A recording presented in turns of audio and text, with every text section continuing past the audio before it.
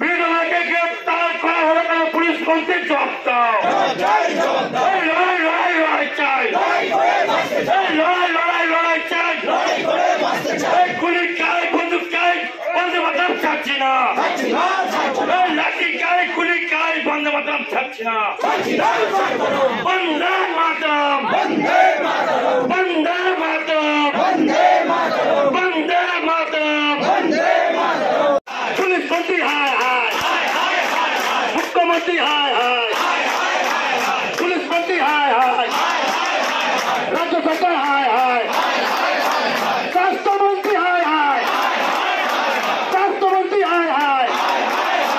দফা এক দাবি এক, দফা এক দাবি এক, দফা এক দাবি এক, দফা এক দাবি এক। We want justice. We want justice. We want justice. We want justice. We want justice.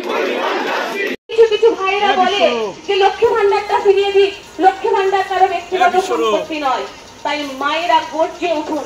Lakshmi ভান্ডারের প্রতি অপদার্থ মুখ্যমন্ত্রী উনি রাস্তায় নেমেই বলছেন, প্রতিবাদ করছেন, বলছেন ফাঁসি চাই। কার ফাঁসি চান উনি? বলছেন নির্যাতিতার ফাঁসি চান। ভাবুন কত বড় অপদার্থ একটা মুখ্যমন্ত্রী। বলতে লজ্জা লাগে, একটা ব্যর্থ মানসিক পুলিশ মন্ত্রী, ব্যর্থ স্বাস্থ্যমন্ত্রী। আপনারা শুনেছেন সন্দীপ ঘোষের মতো মানুষ একটা নির্দিষ্ট একটা কিট, সেই কিটটাকে বারবার প্রমোশন করাচ্ছে, ডিমোশন করাচ্ছে না। তাই গোটা বাংলা জুড়ে সমস্ত থানাতে আমাদের আজকে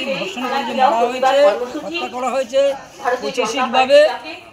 সেই কর্মসূচিতে নিয়ে এসেছেন আমাদের অত্যন্ত লড়াকু নেতা, সকলের প্রিয় দাদা, আমাদের হুগলি জেলার নৈতিক দায়িত্বে আপনি যে একজন প্রতিবন্ধী মানুষ, আমাদের মতো উপস্থিত হয়েছেন, পুলিশ প্রশাসনকে কিভাবে বার্তা দেবেন? পুলিশ প্রশাসনে বার্তা দিতে চাইছি যাতে সঠিক বিচার হয় তার জন্য। আজকে এটাই কেসে নয় যাতে সাধারণ মানুষ আসলে তার সঠিক বিচার হয়। এই মণ্ডলের যারা সভাপতি আছেন অত্যন্ত লড়াকু। আমাদের যে রাজ্যের ঘোষিত প্রোগ্রাম, আমাদের মাননীয় রাজ্য সভাপতি তিনি বার্তা দিয়েছিলেন যতগুলো থানা আছে সমস্ত থানা ঘেরাও কর্মসূচি আমরা করি। আর সেই থানা ঘেরাও করেছি, আমরা ব্যারিকেডও ভেঙেছি। তো সেক্ষেত্রে আমরা বলাবাব থানাও তার থেকে বাদ যায়নি। বলাবাব থানা ঢুকে বড়বাবু এবং ক্রাইম যে অফিসার তিনি ছিলেন, এসপি ছিলেন, সকলের সঙ্গে আমাদের কথা হলো, ডিএসপি ছিলেন। তো সেই জায়গায় সবার সঙ্গে কথা হওয়ার পরে আমি বললাম যে আমাদের এখানে যা সুস্থতা আমরা যেভাবে রক্ষা করা, আমরা সমস্ত রকমের ব্যবস্থা নেব, চেষ্টা করব। সেই হিসেবে আমরা স্মারকলিপি জমাও দিয়েছি। স্মারকলিপির যে রিসিভ কপি আমরা নিয়ে নিয়েছি, এইটুকুই কথা হয়েছে। এবং আমরা যে ঘোষিত প্রোগ্রাম যেখানেই শেষ হবে তা নয়, আগামী দিনে এই প্রোগ্রাম চলতে থাকবে যতক্ষণ আমরা ন্যায় বিচার পাবে। মুখ্যমন্ত্রী যতক্ষণ পদত্যাগ করবে আমাদের আন্দোলন চলতে থাকবে।